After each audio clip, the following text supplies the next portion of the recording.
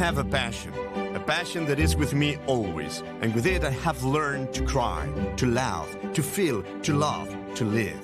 This limitless passion that fills me every day is none other than opera. A passion where I have always found the answer I seek. A passion that has given me everything, and one that I need and want to share with all of you, because opera is life, and sharing is the best there is. So, for all those who dream of a better world, for all those who believe in love, for all those who dream big, but really big, and who will fight to the end to make it come true, for all of you, this is definitely your opera.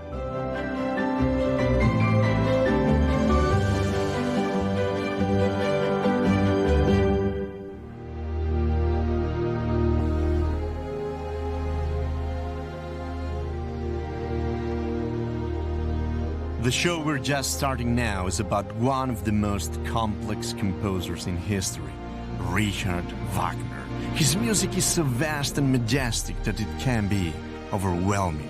That's why we will approach it through dreams, through our most intimate and personal dreams. I have always been interested in all those little dreams that each one of us has. Dreams that become bigger just because they are ours. And when I think about all those little dreams, Monsieur Eiffel comes to mind, a man who was determined to get this tower built in his day, the tallest tower in the world, and he did it. This other man also comes to mind, Henry IV, who one day decided to create a car for the multitude, a car for the average man. And what about this other man, Alexander Fleming, who didn't quit until he had invented penicillin, which would cure humanity? You must be thinking why I'm telling you all this and where am I heading? Well, to Wagner, he had a dream, a big dream, to create the most ambitious and gigantic project in the history of music, the Ring of the Nibelung. The Ring of the Nibelung is not an opera. It's four of them, a tetralogy, a monumental drama. The first of these operas, the prologue, is the Rheingold. Then comes the Valkyrie, which contains the German composer's most famous melody. I'm sure it will sound familiar. Am I right?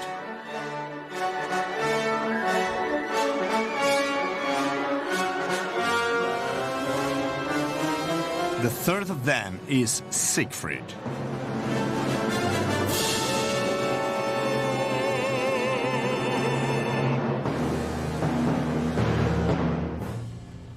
And lastly, Twilights of the Gods. All in all, nearly 15 hours of music. That sounds pretty crazy, but remember that Wagner needed each and every one of those hours in order to portray the world, from its creation to its total destruction, out of greed and selfishness.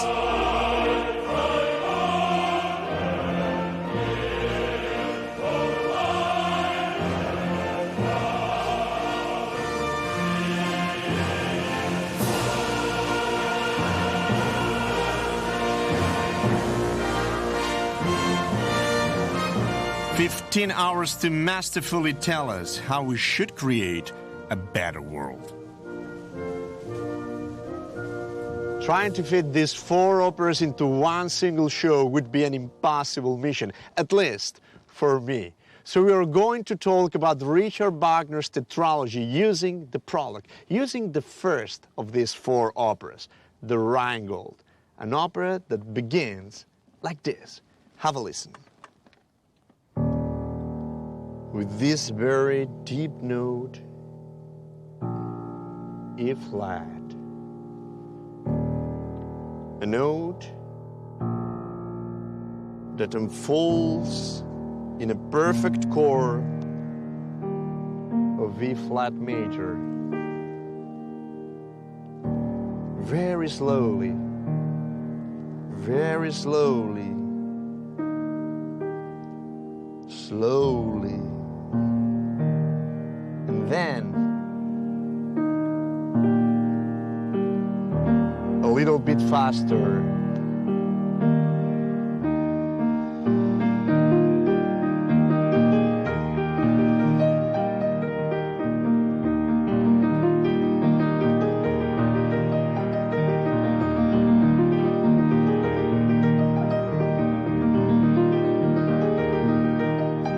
In fact, there is about much more than the creation of the river. It's about the creation of nature. It's about the creation of a whole new world. Because nature in music is always, or almost always, in E-flat major. For instance, like this very famous nocturne by Chopin.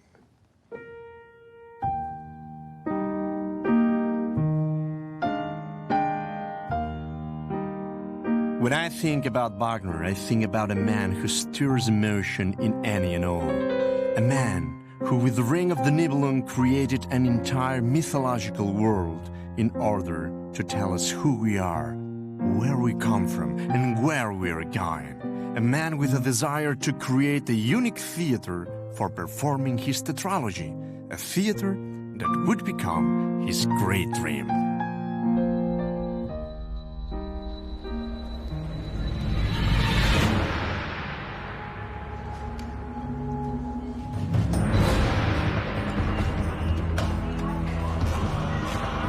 To go see the theater he dreamed up, all you have to do is travel to Bayreuth in Germany. Every year, thousands of Wagner fans hope a plane to get there. And that is where we are heading to. I've got a while before boarding. Let's see if I can explain what the Rheingold is all about. There are lots of characters in the opera, but I will just tell you about the main ones. Let's start with the Rhine Maidens, 3 nymphs who guard the most sacred thing in the universe, the gold of the Rhine. Then there is Wotan, the father of all the gods, a key character who wants to build a castle, a temple of colossal dimensions to all of the German gods, Valhalla. And finally, the character who sets everything in motion, Alberich the Nibelung, a vile, selfish, and rattless Bane who, like all the other Nibelungen, lives underground like a rat. Alberich tunnels underground all the way to the riverbed of the Rhine. There, he discovers the gold, and one of the nymphs confesses to him that he who makes a ring with this gold will possess absolute power forever.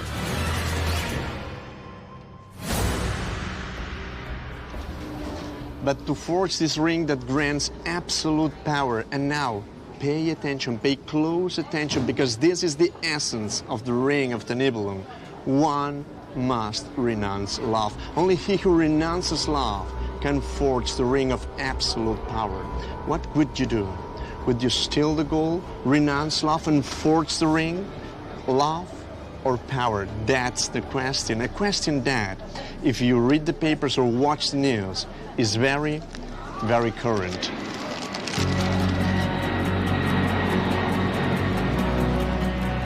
They say Tolkien found inspiration in Wagner and his ring cycle to write The Lord of the Rings, adapted to film by Peter Jackson.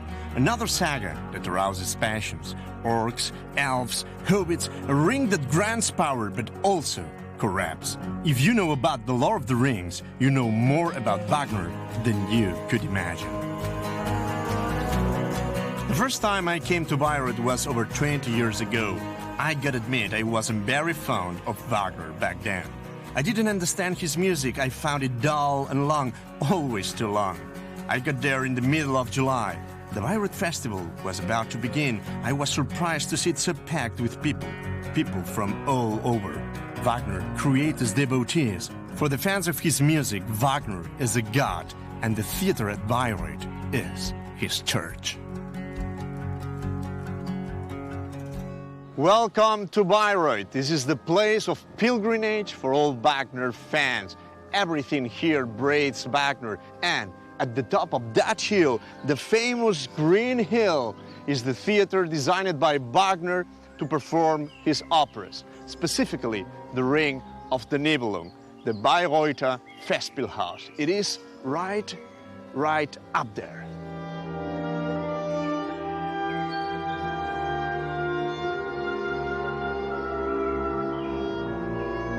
This is the plaque that commemorates the first performance of the Ring here in Bayreuth in 1876. All the intellectuality of the day was in attendance. Tchaikovsky, Camille Saint-Saëns, Liszt, kings, chancellors, prime ministers. It was an outstanding premiere that ended up being a grand social event in and of itself. For any fan of Wagner, being in Bayreuth is a dream. But opening doors that are prohibited to the public and walking down hallways meant for staff only is amazing. We're seeing the bowels of Bayreuth. And now pay close attention because we're about to enter Wagner's Grand Temple. Any of you who don't know this theater yet, please pay close attention because this is, believe me, a very, very, very special place. Are you ready? Yes, you are? Sure? Okay, come on. Follow me, follow me. Follow me. Whoa! Take a look. This is the stage. Amazing. Incredible. And... on. Look, this is Bayreuth. Amazing, isn't it? You may be thinking it's aesthetic, it's austere, and that's true. But it was meant to be. You should know that Wagner designed it and thought through each and every detail on this theater. Nothing here is just because everything here was designed by and for his work to enhance the drama, to enhance what happens here on stage. There are several things, several details that make this auditorium a unique place in the world. For example, come on, check out. Wagner wanted nothing to distract the spectators. That's why he hid the musicians. He placed them below the stage, in a pit. Now, pits are found in all opera houses, but Wagner was the first. Pretty smart. He made a real impression when it came to the main floor. Wagner wanted to get away from Italian-style theaters with their horseshoe shape and took inspiration in classical theaters. That's why all the seats are exactly the same, no boxes, all spectators are equal, and from any spot in the house, you've got a perfect view of the stage. He also removed the aisles so that people couldn't greet one another. If you come to Bayreuth, you're here to see opera. The seats are narrow and uncomfortable, and there's hardly any leg room. Sitting here for 5 hours is pretty close to torture. But I think Wagner did it on purpose so that people couldn't fall asleep, because Wagner was also the first one to do something else that seems so basic today. He turned out the house lights. Up until then, people went to the opera to socialize, to chat, to eat. Wagner made sure to put an end to all that. He was also the first to prohibit people from entering once the opera had begun.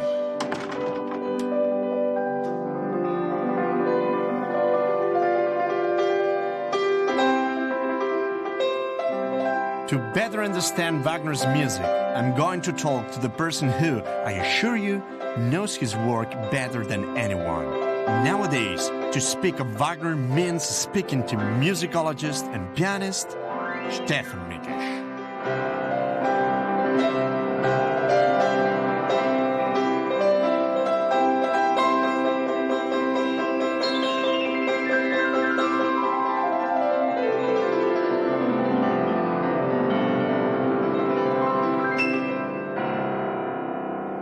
Wow, Stefan. Grüß dich, Ramon. Grüß dich. Ich musste das jetzt zu Ende spielen. Toll, was du da gespielt hast. Kannst du uns erklären, was du da gespielt hast? Ja, so geht die Sonne auf. So geht die Sonne auf in Rheingold. Also Stefan, du bist der Wagner-Experte überhaupt. Aber ich muss, also wir alle müssen doch wissen, wann hast du die Musik von Wagner als erstes Mal gehört? Mit 13 war ich im Siegfried. Mit 13 in München in der Staatsoper. Und da hat mein Vater mich mitgenommen, weil es einen Drachen gibt. Ja. Zu bekämpfen. Ja. Und er hat gedacht, weil ich habe viel Fußball gespielt früher, er hat gedacht, Siegfried ist ein guter Einstieg. Mit 13-Jährig habe ich schon verstanden, weil ich habe gespielt damals zum Beispiel. Ja. Ganz normal Schumann oder... Ja. Oder? Mozart gespielt oder Ravel. Aber ich habe das habe ich noch nicht gehört. Und das hast du immer noch im Kopf? Ja, so wie im Kopf. Ja, also, und lass uns zur Sache gehen. Gerne. Zu dem Ring, zu dem Kern diese große Tetralogie. Es gibt einen Gold. Ja. Dieses Gold liegt im Rhein. Genau. Ja. Könntest du das erklären? Warum, wieso, das Gold weshalb? ist so. Also unschuldig. Ist unschuldig. Es hat kein Ringmotiv. Und dann kommt Alberich. Das ist nur Jubel. Ja, unschuldige Natur. Es gibt kein Problem. Ja, aber dann kommt Alberich. Alberich kommt. Und Alberich kommt. Alberich ist der Bösewicht. Alberich kommt mit keine Sekunde.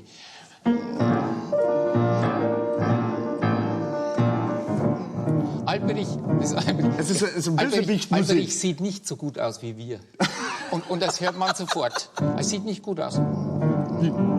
So ein bisschen so, ne? So, und er möchte haben eine hübsche Rheintochter. Aber keine Chance. Und die Rheintochter, also, passen auf dieses Gold auf. Passen auf dieses Gold auf. Kommt Alberich. Alberich kommt. Raubt den Gold. Er raubt das Gold. Warum? Warum? Weil er die Liebe nicht bekommt. Alberich ist ein Zwerg und hat sehr viel Energie. Und er hat eigentlich bei sich zu Hause auch Zwerginnen. Gibt es in der Unterwelt. Aber die sehen nicht gut aus. Nicht so gut. Und er möchte lieber... Nicht wie die Rheintochter. Möchte lieber. Aber die Rheintochter erzählen Alberich über Ja, dieses das ist Gold. sehr dumm. Das ist sehr dumm. Die zweite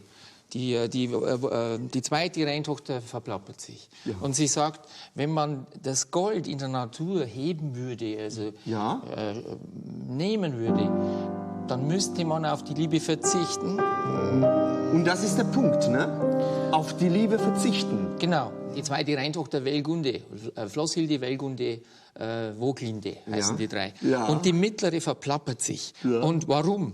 Weil sie nie glaubt, dass ein Mann auf die Liebe verzichten würde. Aber Alberich macht das. Ja, weil er bekommt nur Zurückweisung von den Rheintöchtern, er bekommt nur Spott. Und er sagt sich dann...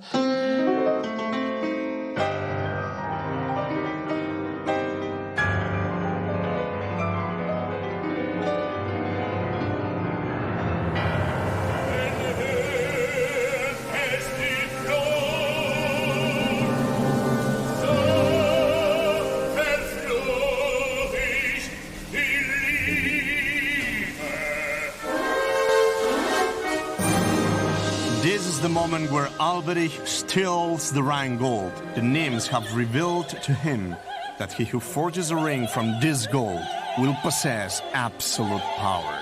But remember, having the ring means renouncing love. That is the essence of Wagner's drama, the confrontation between power and love.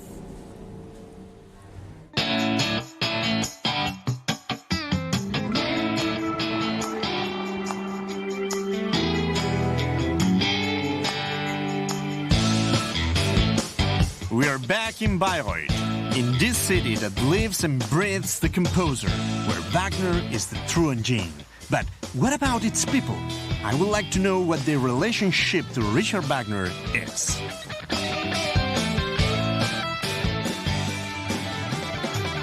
Ja, den kennen wir, das sitzt ja neben uns. Warum? Ja, Wagners Musik kenne ich natürlich. Ich wohne jetzt 30 Jahre in Bayreuth, bin jedes Jahr bei den Festspielen. I know that Wagner is a famous composer. Ich wohne in Bayreuth und in Bayreuth wird man immer mit Wagner konfrontiert. Beim Namen würde ich die Opern nicht kennen, aber wenn ich es hören würde, dann würde ich sagen, aha, das ist Wagner. Also wir haben eine besondere Beziehung zu Wagner, weil wir ursprünglich, meine Eltern kommen aus Bayern und Neuschwanstein. Ich kenne mich ein bisschen aus mit der Wagner-Musik, bin aber kein Wagner-Fachmann, da haben wir andere Leute in Bayreuth. Ja, ich kenne also die Meistersinger, kenne ich, den Fliegenden Holländer, Tristan und Isolde und sicher noch einige andere, die mir jetzt nicht einfallen. Tannhäuser is my favorite. Da, da, da, da. Da, da, da, da, da, da, da. Parsival, Tannhäuser, Meistersinger. Der Ring, also wäre sicherlich sehenswert für uns. Ja. Kennen wir andere Opern von ihm? Soufflieren. da, da, da, da. Da, da, da, da, da, da, da, da.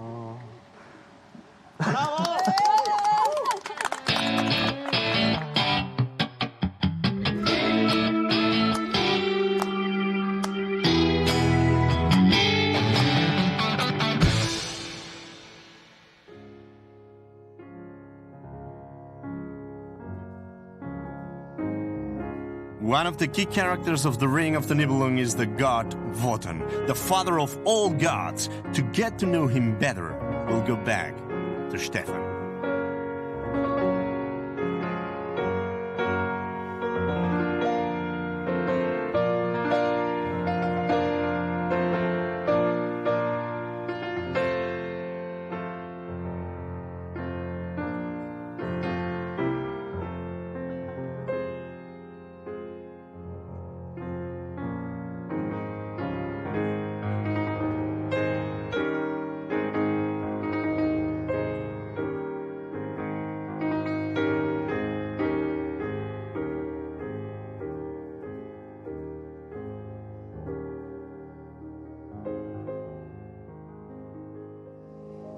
Erklären wir erstmal Erklären wir erstmal, wer ist Wotan, Wotan und ist, warum er so klingt. Wotan ist der Chefgott. Aha. Also Wotan geht mit Intellekt an eine Schöpfungsaufgabe.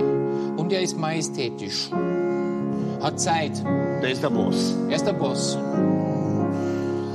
Und es klingt angenehm. Er hat einen großen Jaguar in der Garage zum Beispiel. Ein schönes, großes Haus. Klingt nett aus. Er braucht nicht mal eine Alarmanlage. Weil er ist braucht es einfach nicht. Gut, aber was hat er?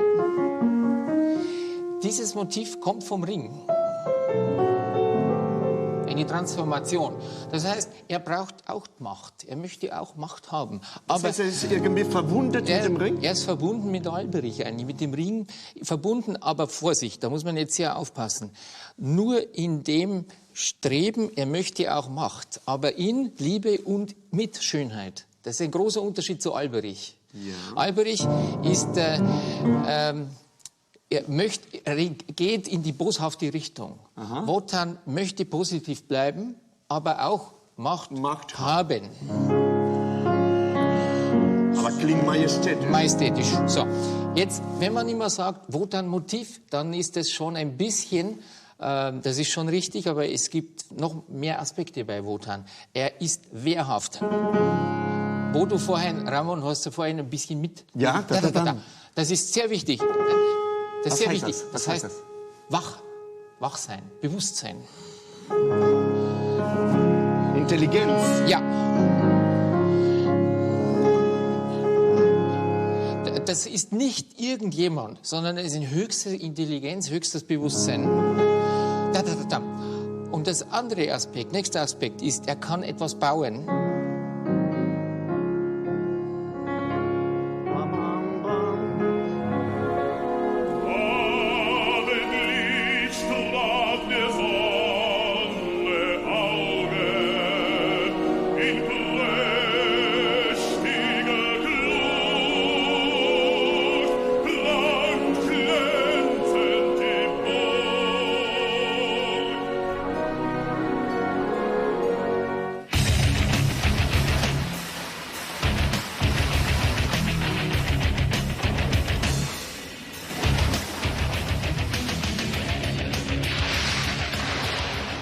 Like I mentioned before, I'm convinced that nothing is by chance in music.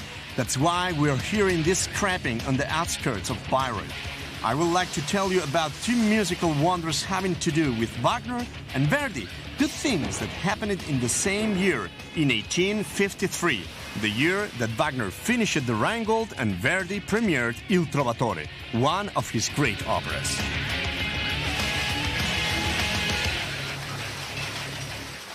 Frank, toll, dass wir uns heute hier treffen können. Ja? Ich möchte, dass du mir hilfst zu erklären, was wir genau mit diesen zwei Ambossen machen werden. Ja? Okay. Okay, kennst du die Oper Il Trovatore? Nein, leider nicht. Kennst du nicht? Nee. Il Trovatore von Verdi. Ich war noch Das nicht ist drin. ein Muss, Mann. Ich weiß, aber ich hatte noch keine Zeit.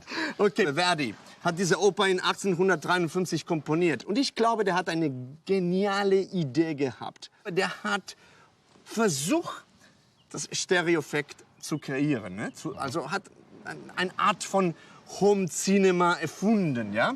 Also er hat gedacht, am Anfang des zweiten Aktes, hat gedacht, wenn die Zigeuner auf die Bühne sind, das sind Zigeuner, die mit Eisen arbeiten. Ne? Hat gedacht, also während die Orchester spielt und der Chor singt, ich werde 2 Ambosse auf die Bühne stellen, einer auf der rechten Seite des Bühnes und der zweite auf der linken Seite des Bühnes und so werde ich ein Stereoeffekt. Genau, ein Stereoeffekt kreieren. Ne? Das schon im 19. Jahrhundert, ne? Pass mal auf. Wollen wir das machen oder versuchen zu machen? Kein Problem. Okay, aber da du die Musik noch nicht kennst, dann hören wir zum ersten Mal die Musik, damit du spürst, wie das geht. Okay? Und dann fahren wir mal. Okay, lass die Musik spielen. Pass auf. Hörst du die Ambusse? Ja. Ja? Zuerst rechts, links, rechts, links, ja. rechts, links. Hast du das? Ja, habe ich. Kannst du das spüren? Ich spüre es, ja. Okay, dann machen wir Stopp und von vorne an, nochmal. Und versuchen wir das zu machen. Zusammen. Du zuerst, ha? Guck mal.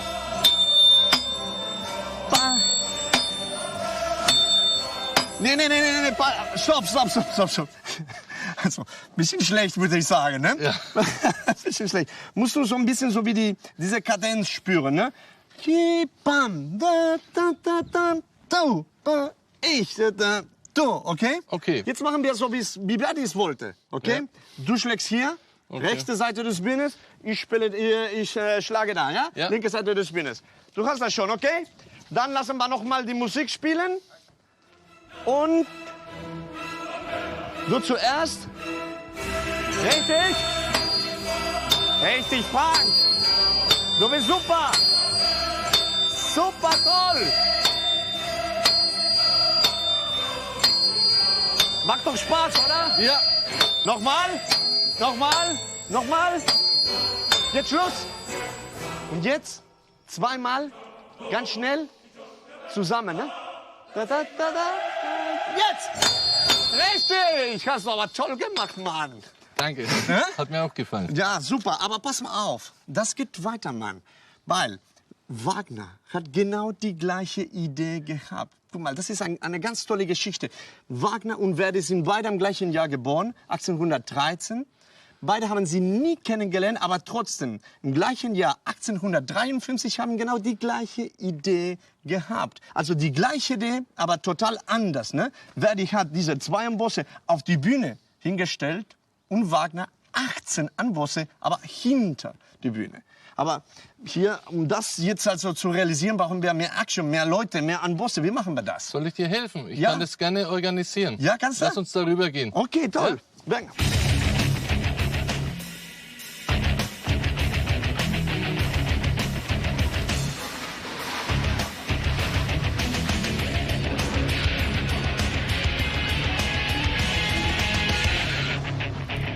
Okay, hallo Kinder.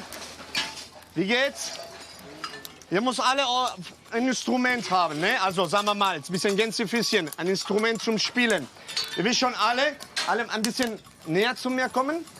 Ihr wisst schon alle, was wir machen werden. Und wir werden spielen oder versuchen zu spielen die Idee, was Wagner gehabt hat, als der das Rheingold komponiert hat. Als wo dann rein, also runter in Nibelheim fährt und der hört die Nibelungen, wie die arbeiten, weil die Schmiede sind. Die sind ganz dreckige Leute, die sind Zwerge. Dreckig, hässlich, ja? Und die arbeiten den ganzen Tag, okay? Wer von euch kennt die Musik von Wagner? Keiner? Du? Nee, keiner von euch? Ah Mann, das darf nicht sein. Das darf überhaupt nicht sein. Also, das ist ein Muss, das ist eine Musik, die jeder kennen muss. Wagner wollte ein Chaos zeigen, ne? In diesem Nibelheim. Okay? Jetzt fangen wir an mit der Musik ganz von vorne an und versuchen, dieses Chaos zu rekreieren. Okay. Fangen wir ganz langsam, ganz leise an. Ganz leise. Ne? Genau. Genau. Jetzt lauter. Lauter. Lauter.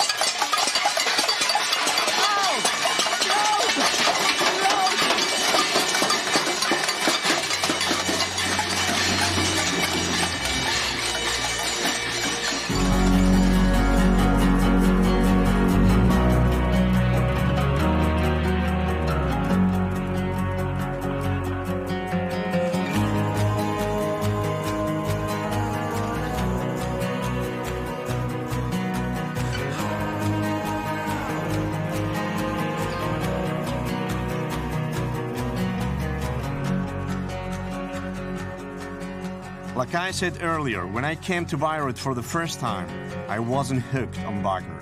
But one of those once-in-a-lifetime things happened to me. Halfway through my trip, I came across a Wagner fan and I told him that I was heading to Bayreuth. He got really excited and gave me the entire Ring of the Nibelung tetralogy on audio tapes, 15 tapes. And he also said something that has stuck with me. If you don't like Wagner, you've got a problem. If you don't like Wagner, the problem is yours, not Wagner's.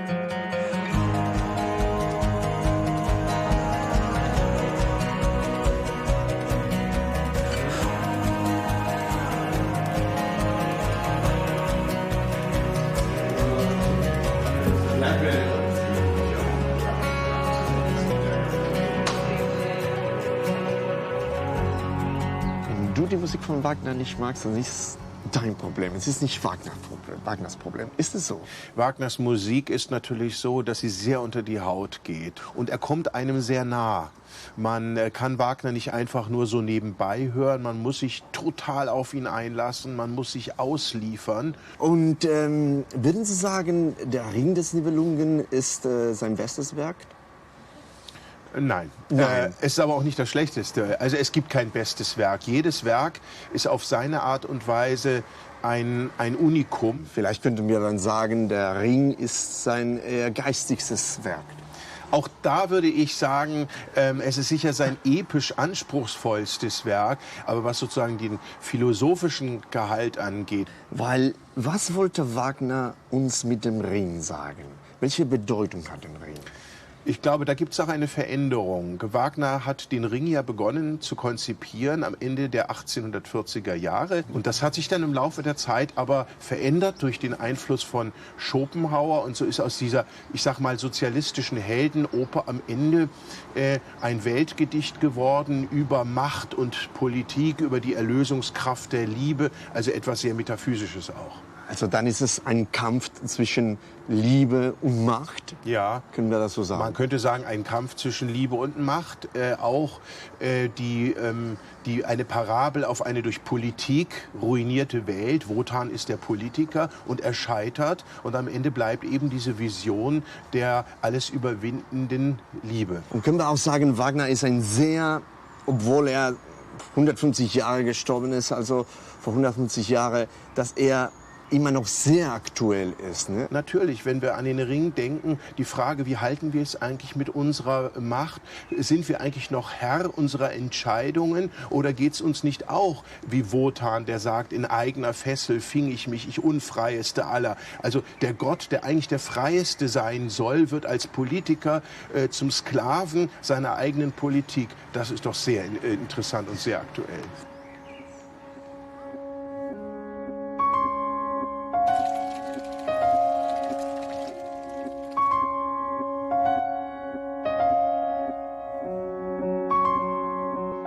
The quintessential Wagnerian restaurant in Bayreuth is the famous E08 in downtown. In his day, Wagner visited this restaurant and later it became a meeting place for singers and directors who were performing in the festival. That's why its walls are crowded with pictures of the main players from the world of opera.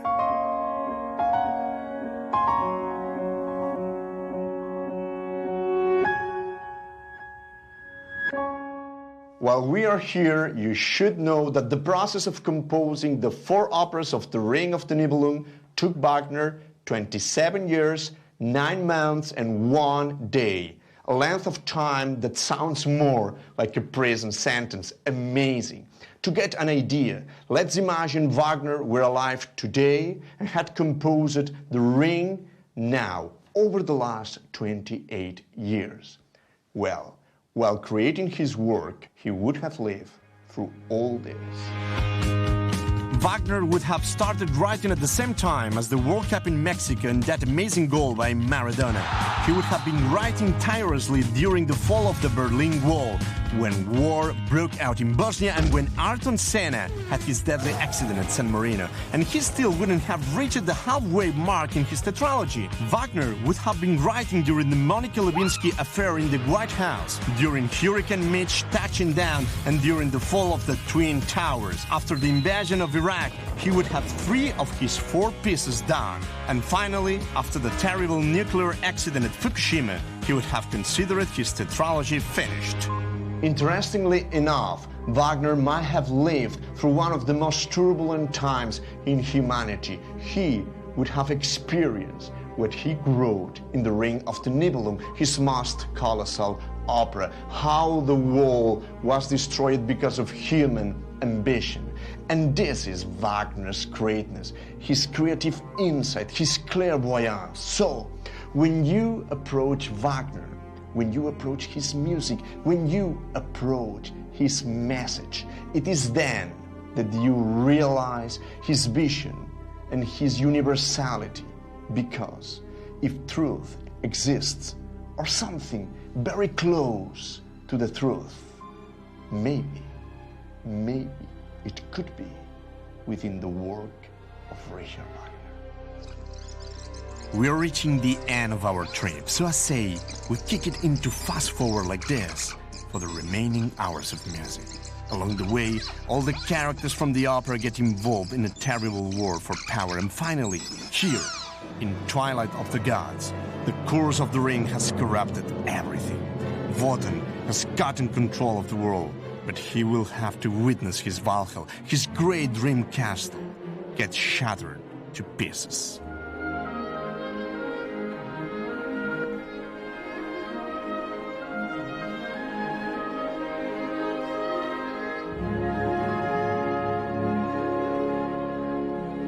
Stefan, wir sind fast am Ende des Programms und wir müssen irgendwie diese ganze Tetralogie, also können wir eine Zusammenfassung machen, was kommt am Ende, diese immense Tetralogie?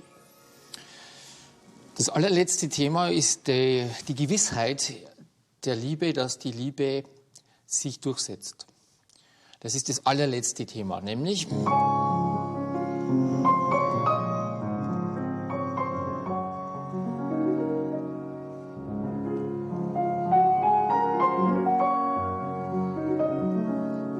und moduliert in Wotans Tonart Des-Dur. Was heißt also, dass Wotan nicht ein Verlierer ist? Und es heißt auch, dass der Ring nicht negativ schließt. Das ist mir immer sehr wichtig zu betonen. Der Ring schließt positiv. So. Wegen der Liebe. Wegen der Liebe, wegen der Tonart, wegen Wotan. Und Wotan hat eine Mission erfüllt, hat die Weltgeschichte vorangebracht.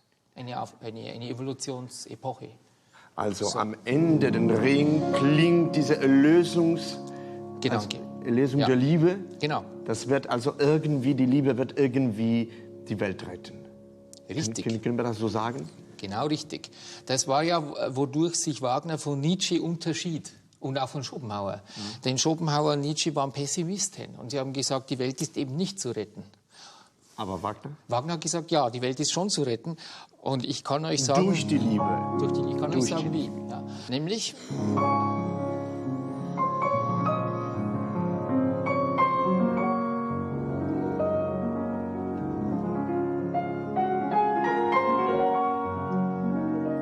Damit ist alles klar.